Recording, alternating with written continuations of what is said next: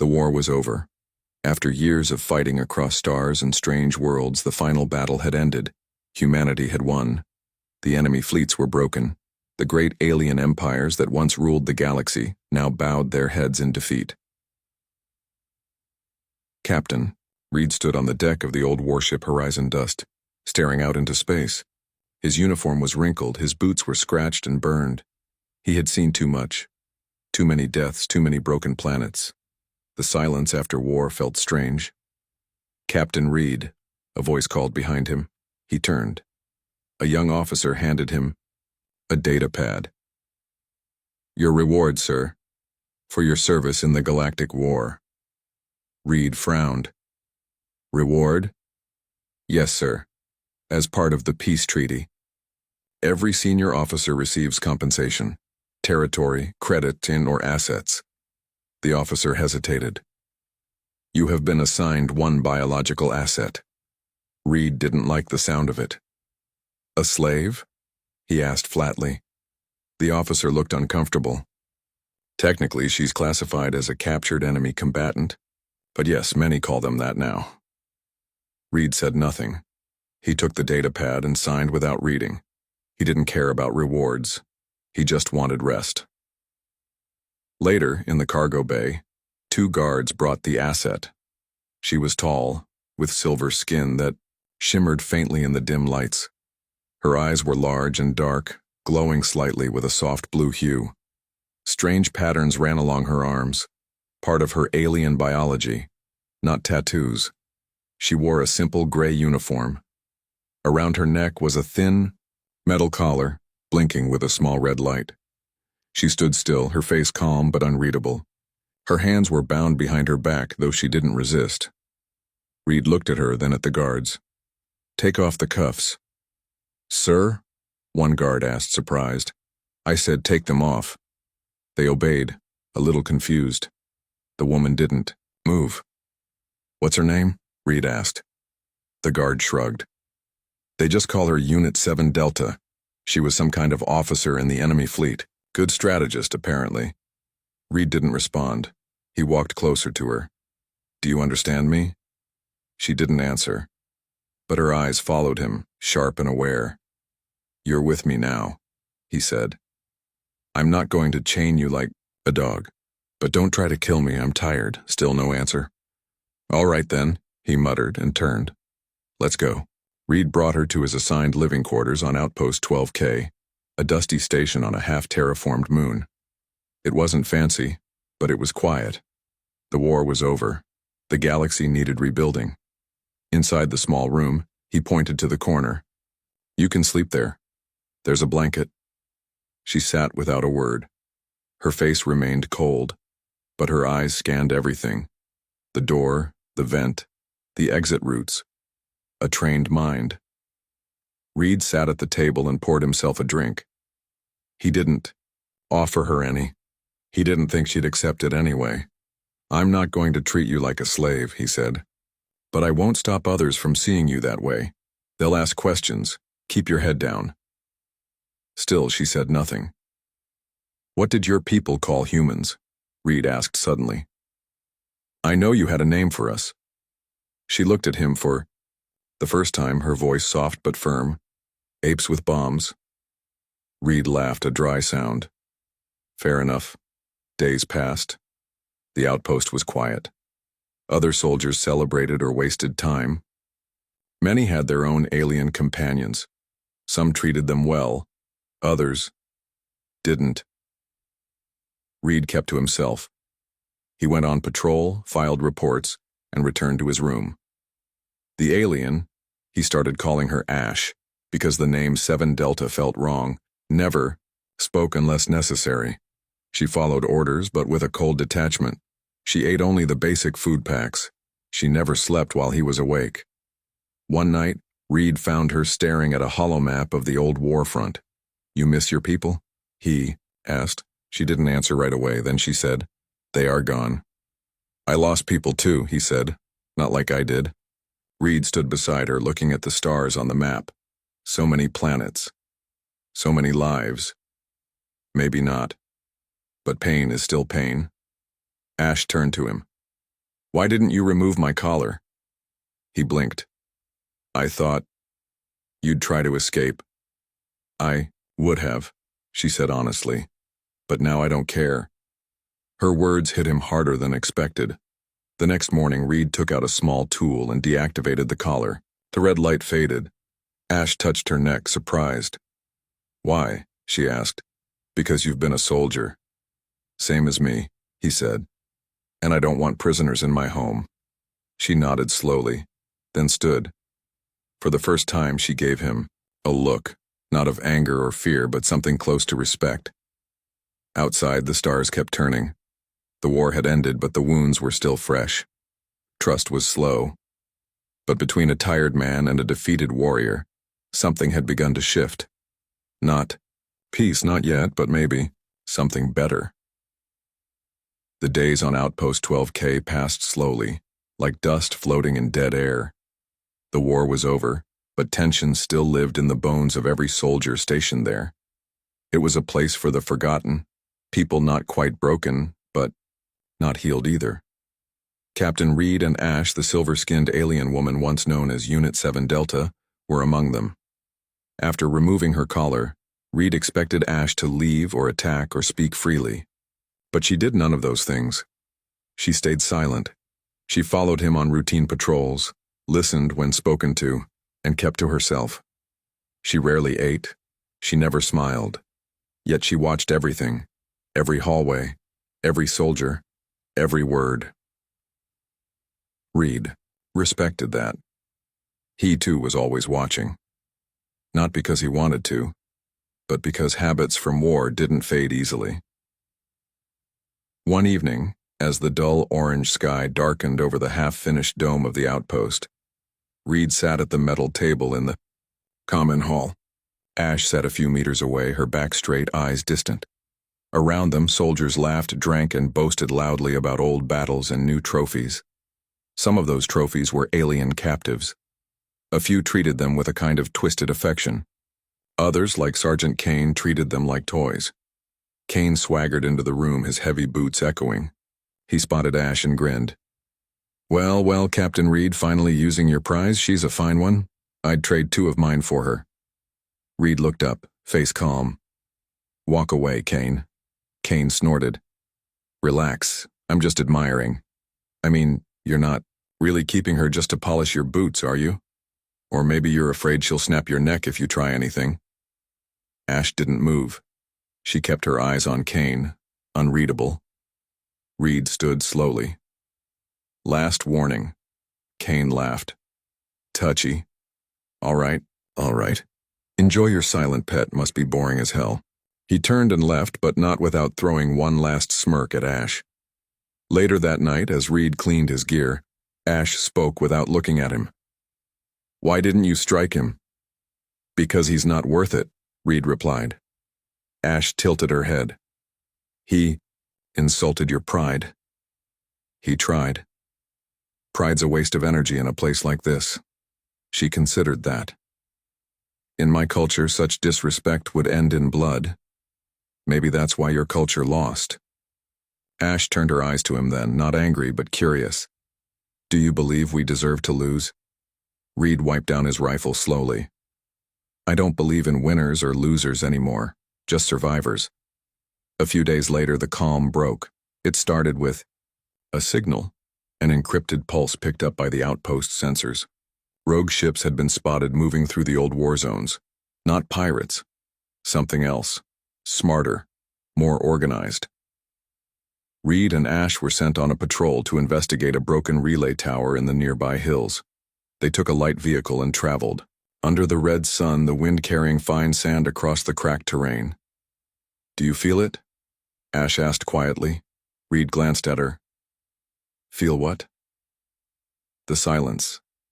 It's wrong. This land remembers war. It is not at peace. Reed nodded. He had felt it too. When they reached the relay, they found the tower sliced clean through, not by weather, but by energy weapons. The soil was burned. Tracks led away from the site, too wide to be local wildlife. We're not alone, Reed said. Before, he could contact base, the first shot hit. A plasma bolt slammed into the vehicle, flipping it.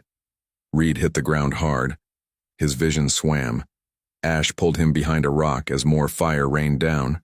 Figures approached from the hills. Not humans. Former enemy soldiers, now bandits or rebels or something worse. Ash grabbed his sidearm and returned fire, aiming with cold precision. Reed shook off the pain and joined her. They fought side by side. Ash moved like a blade, swift, efficient, deadly. Reed covered her with short bursts from his rifle. They took down 7 enemies before the rest retreated. The silence that followed was heavier than before. Reed leaned back against the rocks, bleeding from a cut on his forehead. That wasn't a random attack. They knew where we'd be. Ash nodded. She handed him his communicator. They are testing the outpost's strength. Reed looked at her. Really looked. Dirt and blood stained her skin, but her eyes burned with a fire he hadn't seen before. You saved my life, he said. You saved mine when you took off the collar, she replied simply. Back at the outpost, command was shaken by the attack. Security was doubled, but rumors spread. Some soldiers whispered that the aliens were rising again. Others blamed the captives. Within the base, Kane was among them. They're spies, all of them. Mark my words, Reed, one day she'll put a knife in your back. Reed ignored him, but the pressure was growing. One night, Ash sat by the window staring at the stars. Reed joined her. I used to believe humans were chaos in flesh, she said. Unpredictable, savage, dangerous. We are, Reed said, but so is every species when pushed far enough. She turned to him. You are not what I expected. You either. A long silence passed. I had a name, she said quietly. Before the war. Reed looked at her. What was it? Kira. He nodded. Kira. Do not use it here, she added.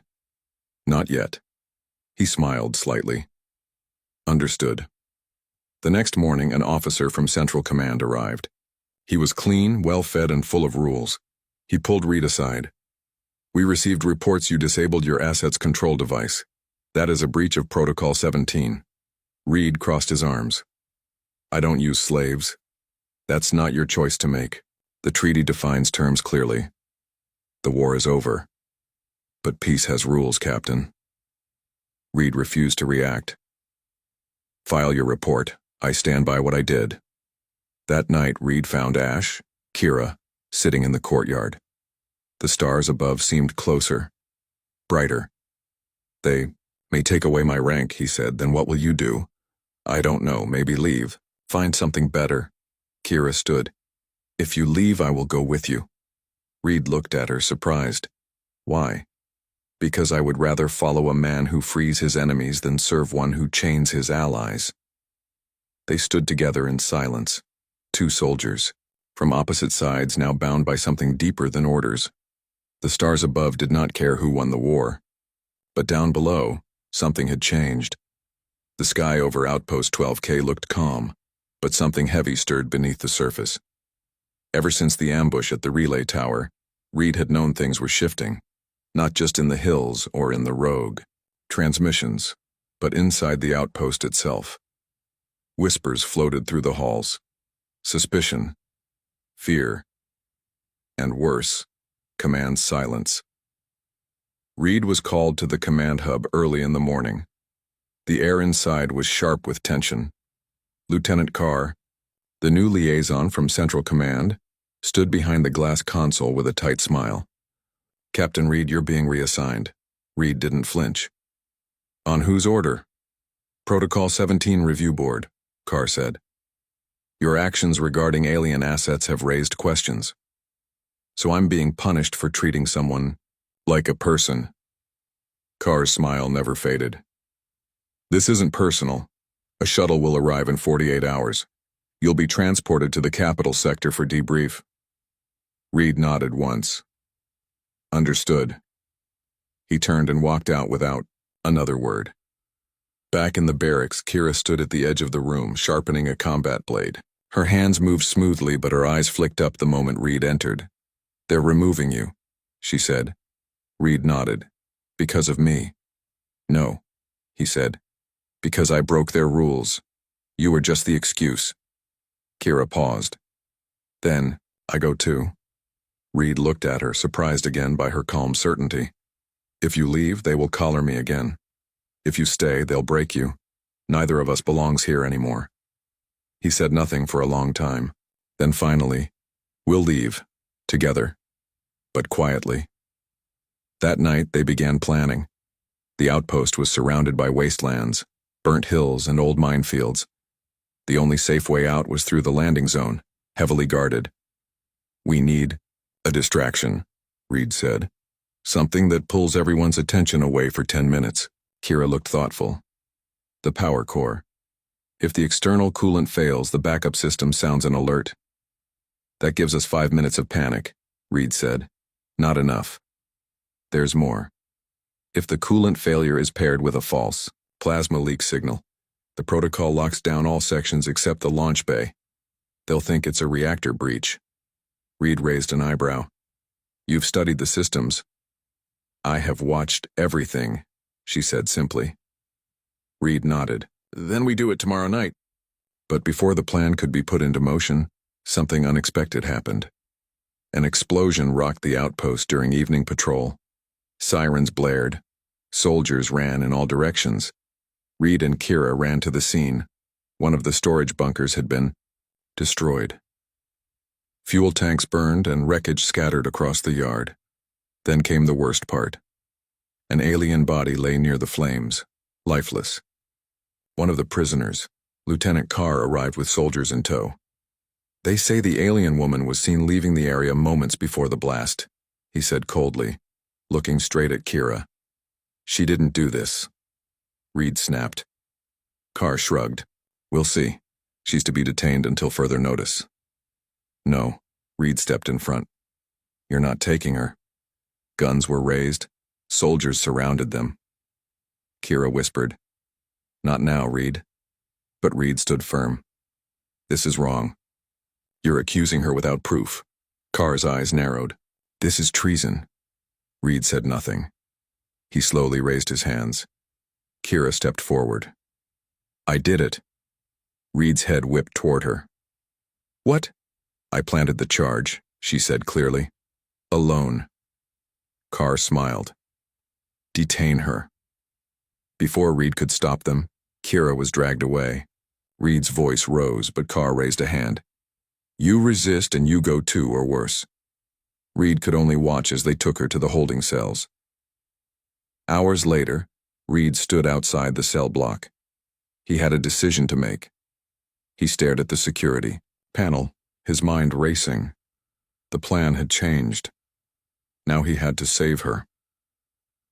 Inside the cell, Kira sat on the floor, breathing slowly, trying to calm herself. She knew what she had done, lied to protect Reed. She didn't regret it, but she also knew what happened to prisoners who were no longer protected by someone in power. Reed finally moved. He entered the guard post, disabling the cameras with a short-circuit trick he'd learned during the war. The guards were out on night patrol from the explosion cleanup. He opened Kira's cell. She looked up. You shouldn't be here. I should be the one in the cell, he said. But I could afford to take the blame. You can't. We leave. Now, Reed said. No, more waiting, Kira stood. Then let's go. They moved through the maintenance tunnels using old maps and instinct, but Carr had guessed Reed would try something. The outer gate was already guarded. As they approached, floodlights lit the path. Soldiers stepped out. Carr stood among them, smiling. Did you really think I wouldn't expect this, Captain? Reed and Kira stood still. Carr raised his pistol. Step forward, or we shoot. But something changed. One of the soldiers lowered his rifle. Another stepped back. It was Kane, the same man who had mocked Kira days ago. He looked at Reed and said, I've seen what she did in that ambush. She saved lives, and you, Captain, you've never given a damn about power or protocol. You're just trying to do the right thing. Carr barked. You are disobeying a direct order. Kane looked at him. Maybe it's time someone did. Half the soldiers turned away. The others didn't raise their guns. Carr hissed in anger and raised his weapon at Kira. Reed shot first. Carr fell silent and still. No one else moved. Reed looked around. We're leaving. Nobody has to get hurt. No one stopped them. The desert beyond the outpost was cold at night, but freedom tasted warm. Reed and Kira walked for hours, heading toward the old transport ruins in the north, where stolen ships sometimes lay hidden. They didn't speak for a long time. Then Kira said, "You were willing to kill for me." "I was willing to live for you," he replied. Kira smiled, for the first time. And above them, the stars no longer felt so distant. The desert stretched out like a great sleeping beast. Quiet, but dangerous. Captain Reed and Kira walked through the dry valley under a dark blue sky. The stars above blinked like cold eyes. Every few hours they stopped to rest, to check their direction, to drink the last of their water. Reed's shoulder, still hurt from the ambush.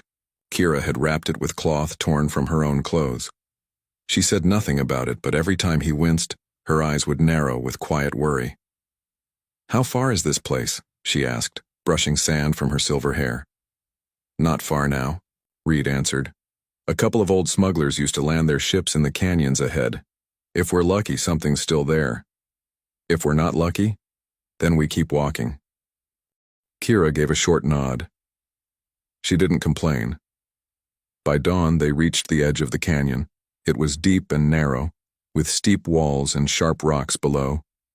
Hidden in the shadows, they found what Reed had hoped for, an old cargo ship, rusty, but intact, half buried in the sand. Reed climbed inside first. The ship creaked but held. The controls were dead, but the backup systems blinked faintly. He smiled. "It might still fly," he said. Kira stepped in behind him. "And if it doesn't, we fix it, or die trying." They worked all day. Reed reconnected fuel lines while Kira climbed through broken panels, rewiring the damaged power grid. They barely spoke, but the silence was not cold. It was focused, sharp. By sunset, the ship's core hummed with weak energy. Reed powered up the nav system. A screen flickered. Coordinates appeared, nearby trade routes, military zones, and neutral stars. Kira stood beside him. "We can go anywhere." Reed looked at her. "Where do you want to go?" She hesitated. "Somewhere quiet. No chains. No flags." He nodded. "That's good enough, for me. But freedom has a price." As they prepared for takeoff the next morning, warning lights flashed. A scanner beeped. "Someone's nearby," Reed said. Kira looked out the broken side window. "Dust trails, fast-moving, 4 vehicles." Reed cursed. "Outpost scouts, maybe bounty hunters." "They want me," Kira said. "They'll kill you to take me." "No, we're not splitting up now." The old ship's engines growled as Reed started them. The cockpit shook. One thruster failed, but the others held. Kira climbed into the gun station. "I'll cover us. Get us off the ground." The attackers came fast, weapons firing from the ridge. Bolts of energy slammed into the canyon walls. Kira returned fire, aiming with deadly focus. One of the enemy vehicles exploded, spinning into the sand. Reed shouted over the comm. "Hold them off, 10 more seconds." The ship rose, shaky but strong. Kira's shots hit another attacker, forcing the rest to scatter. "Go," she called. Reed pulled the ship higher. The engines roared. The canyon fell behind them, and the sky opened wide. But a final missile struck the back engine. Fire bloomed. The ship tilted hard. "We're hit," Reed cried. He struggled to regain control as the ship climbed into the upper atmosphere. Kira rushed into the cockpit, her face streaked with smoke and dust. "We can't outrun them like this," she said. No, Reed made a choice. He steered the ship into the clouds toward a mining moon not far from the planet's orbit. "It's got a docking station. Abandoned. If we land there, maybe we can hide." Kira didn't argue. They landed rough. The ship skidded across the moon's rocky surface, sparks flying. It came to rest near a broken metal platform hidden behind cliffs. Reed slumped over the controls. "Still alive?" Kira checked his side. "Bruised but breathing." He laughed weakly. Better than expected. Outside, the mining station was dark and cold. Machines stood like dead giants. No lights. No signals. They entered the old facility. Blasters ready. The halls were empty. Long ago, workers had left in a hurry. Tools and crates still lay scattered. But there were no signs of life. "We stay here," Reed said. "For now." They used the broken station as shelter. Days passed. Reed repaired the ship with spare parts. Kira scavenged supplies.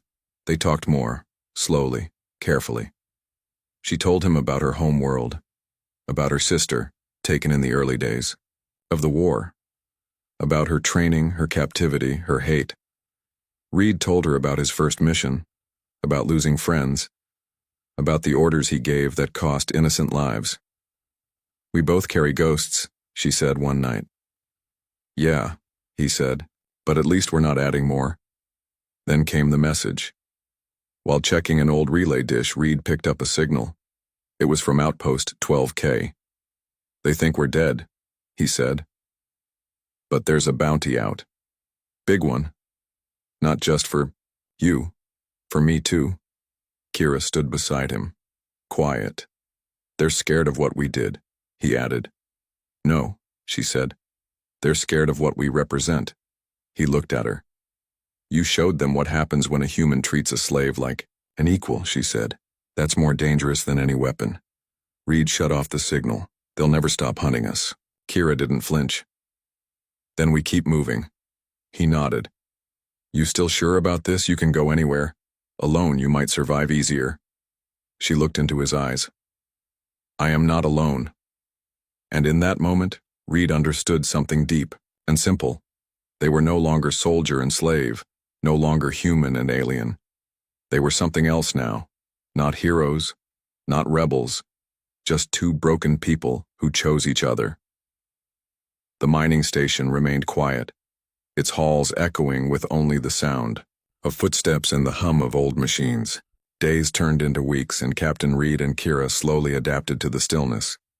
It was not peace, not truly, but a pause, a quiet breath between storms. Kira spent her days exploring the station, fixing power lines and learning the layout. Reed worked on the ship, making repairs from scraps. They trained together, ate together, argued sometimes, but the silence between them had changed. It was no longer cold. It was filled with quiet trust. One evening, as the orange glow of the distant sun seeped through the cracked dome, Kira stood near the edge, watching the stars. Reed joined her, his steps slow but steady. "I used to dream about the stars," Kira said. "Not to conquer them, just to be free among them." Reed nodded. "Freedom feels different than I imagined." "How does it feel?" she asked. "Like something fragile, like a flame you have to protect from the wind." She looked at him, her silver eyes thoughtful. "You gave me freedom, even when it cost you.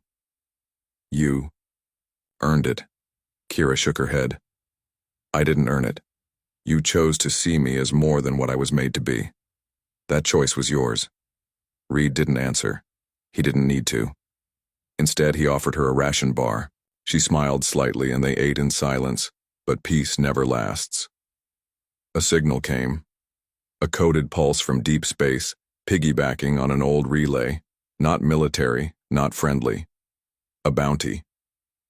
Reed read the message aloud. Target, former Captain Reed. Accomplice. Escaped alien asset 7 Delta. Reward 50,000 credits. Dead or alive? Kira stared at the screen. They know we survived, and they want to make an example. Reed powered down the console. We can't stay. Kira was quiet. Then, do we run? No, Reed said. We fight. One last time. They prepared for war. They fortified the mining station, turning it into a trap. Old machines were turned into turrets. Broken loaders became armored shields. The ship was patched up enough to fly, but it was bait now, not an escape. Kira modified the station's core systems. She laid traps in the halls, built remote detonators, and set hidden charges. Reed prepped weapons and reviewed defense patterns. They trained daily, not just to fight, but to fight together, as one unit. Trust between them was no longer just emotional. It was survival. 3 days later, the hunters came. 4 ships. Fast. Light armored but deadly. Mercenaries. Ex-soldiers. Hired killers. They landed at the edge of the station. Reed watched from the control room. They're splitting up. 2 teams. Entry from both sides. Kira was already moving. Let them in. The first team entered the lower levels. They triggered a false signal, an old beacon Reed had rigged. When they reached the source, a charge blew, collapsing the hallway and trapping them. The second team pushed toward the ship. Reed met them at the docking bay. He moved like the soldier he once was. Fast, brutal, focused. The mercs weren't ready for his precision. He dropped 3 before they realized it was a trap, but 1 shot caught him in the side. Reed staggered, bleeding but kept fighting. Kira arrived from the upper catwalk. She dropped down like a shadow, blade in hand. Her movements were silent death. Together they cleared the bay. But the battle wasn't over.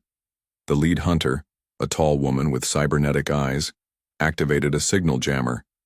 It shut down Kira's traps and fried the outer systems Kira cursed. Manual only now. We fall back to the core, Reed said, gripping his wound. They moved through the station's maze, dodging patrols, picking them off one by one. Blood and smoke filled the air. Sparks flew. Metal screamed. They reached the control room. The lead, Hunter, was there waiting. You 2 caused quite the mess, she said, aiming her rifle. You think you're different, but you're just another deserter and a runaway toy. Kira stepped forward. I am not a toy, the woman smirked. Sure you are. Pretty. One, though. Maybe I'll keep you. Reed raised his gun. Walk away. Or what? She laughed. Kira pressed a button. The emergency shields activated, locking the doors. Or you burn with us, Kira said. A hum filled the room. The station's core, damaged but still active, began to overload. You're bluffing, the hunter said. Reed shook his head. No, we're just done running. The hunter lunged to stop them. Kira moved first.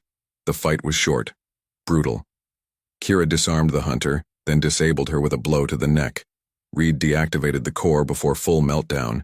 After the last mercenary was gone or dead, they stood. In silence, smoke curled through the air. Alarms flashed red. Reed slumped against the wall. That's it then. Kira sat beside him. We survived. Again.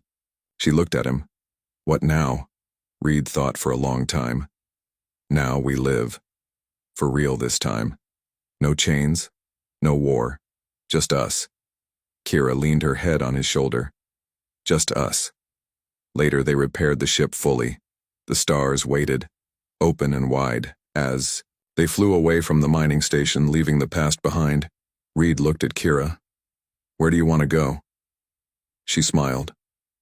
Somewhere no one knows our names. Somewhere we write our own story. And for the first time in a long time, they both believed it was possible. The war was over, but their story had just begun.